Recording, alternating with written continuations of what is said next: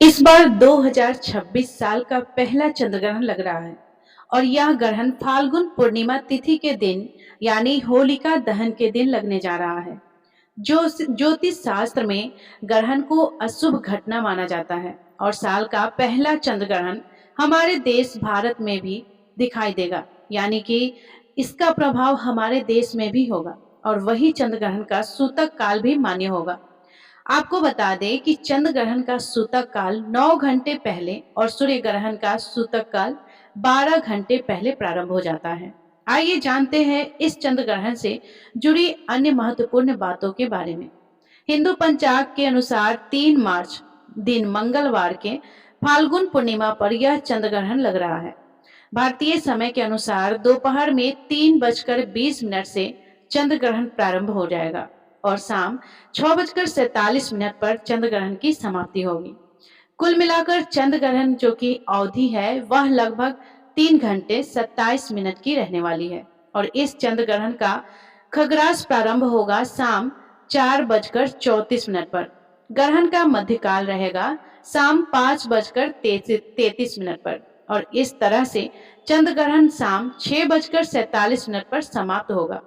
तो चंद्र ग्रहण का जो खग्रास है वह कुल 59 मिनट का रहने वाला है। हमारे देश भारत में यह चंद्र ग्रहण ग्रस्तोदय रूप में दिखाई देगा, यानी कि उस समय ग्रहण समाप्त होने वाला होगा जिस समय चंद्र उदय हो रहे होंगे, यानी कि जब हमारे देश में चंद्रमा उदय होंगे तब तक चंद्रमा को ग्रहण लग चुका होगा और लगभग समाप्त होने वाला ही होगा। इसलिए यह गृहस्थ रूप में दिखाई देने वाला होगा। आपको बता दें कि हमारे देश भारत में इस चंद्र ग्रहण का प्रारंभ और मध्य यानी खग्रास नहीं देखा जा सकेगा, यानी कि जिस समय यह ग्रहण प्रारंभ होगा उस समय हमारे देश में दिन का समय होगा, चंद्र उदय नहीं हुआ होगा और लेकिन दुनिया के अन्य हिस्सों में इस समय चंद्रोदय हो चुका होगा। इसलिए वहां पर इसी समय से ग्रहण दिखना प्रारंभ भी हो जाएगा। भारत में जिस समय चंद्र उदय होगा उसी समय चंद्र ग्रहण समाप्त हो रहा होगा। तो ऐसे में जो ग्रहण की कुल अवधि है वो लगभग 25 मिनट की रहेगी।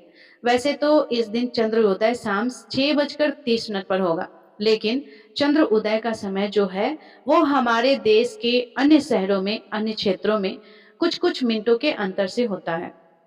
कुछ जगह पर चंद्रोदय बताए गए समय से कुछ मिनट पहले तो कुछ जगह पर बताए गए समय से कुछ मिनट बाद में होता है और दिल्ली में चंद्रोदय होगा शाम 6:22 पर, जिसके बाद ही ग्रहण भारत के अन्य शहरों में दिखाई देगा।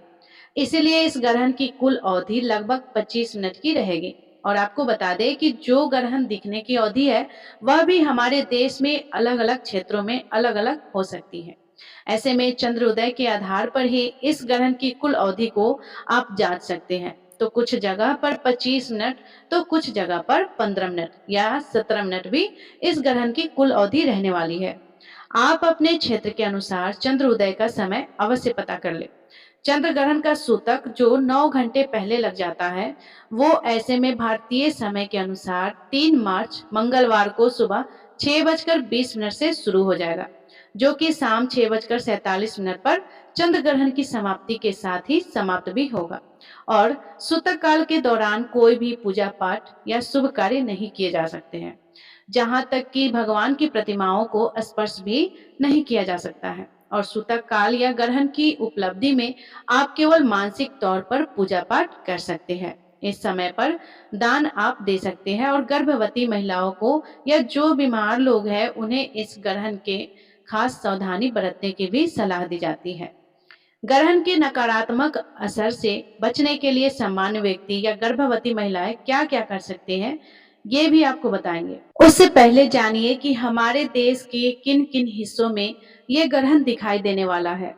तो भारत के केवल पूर्वी राज्यों जैसे कि बंगाल के उत्तर पूर्वी क्षेत्र, नागालैंड, मिजोरम, असम, मणिपुर और अरुणाचल प्रदेश आदि क्षेत्रों में इस ग्रहण को देखा जा सकता है। इस ग्रहण की खगरास समाप्ति और ग्रहण समाप्ति इन हिस्सों में देखी जा सकती है और जबकि बाकी देश शेष भारत में चंद्रोदय होगा तब तक खगरास समाप्त हो चुका होगा और केवल ग्रहण समाप्ति ही दिखाई देगी।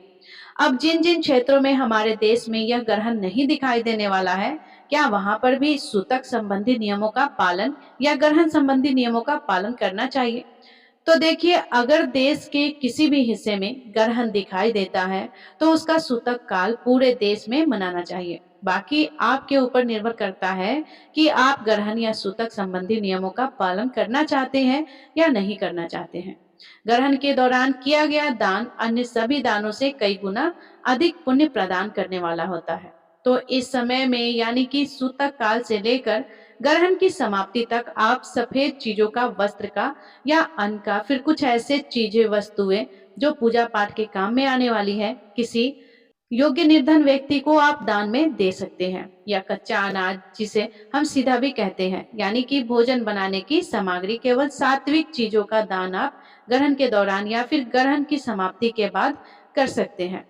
ऐसा करने से ग्रहण के दुष्प्रभाव से काफी हद तक बचा जा सकता है। सूतक काल से लेकर ग्रहण की समाप्ति तक काफी लंबा समय हो जाता है, तो इतने लंबे समय तक किसी भी गर्भवती महिलाओं को भूखा प्यासा नहीं रहना चाहिए। केवल जिन समय ग्रहण प्रारंभ होने वाला हो उससे 1-2 घंटे पहले से लेकर ग्रहण की समाप्ति तक चाहे तो आप कुछ कठिन नियमों का पालन कर सकती हैं, लेकिन पहले आप अपने डॉक्टर की सलाह ले लें। ऐसे में आप इस ग्रहण से बिल्कुल भी परेशान ना होए, कोई भी तनाव ना ले, अपने आप को शांत रखते हुए किसी भी पवित्र पुस्तक का पाठ कर सकते हैं या कोई भी धार्मिक कथा सुन सकते हैं, किसी मंत्र का जाप कर सकते हैं। सामान्य व्यक्ति इस दौरान चंद्र देवता के मंत्र का जाप या भगवत गीता का पाठ या श्रवण कर सकते हैं।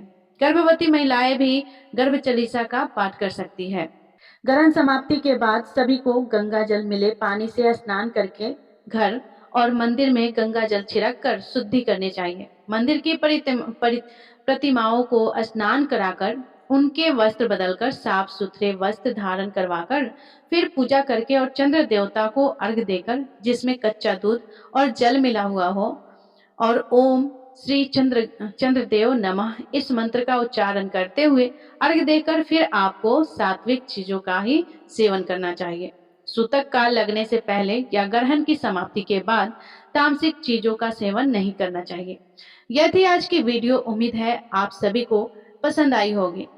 तो प्रिय श्रोताओं, यदि ये वीडियो आप सभी को पसंद आई हो तो आप सभी इस वीडियो को लाइक करके चैनल को सब्सक्राइब जरूर कर लीजिएगा। इसी तरह की सभी जानकारियों आपको इस चैनल पर मिलते रहेगी और हर व्रत की जुड़ी हुई कथाएं आपको इस चैनल पे मिलते रहेंगे।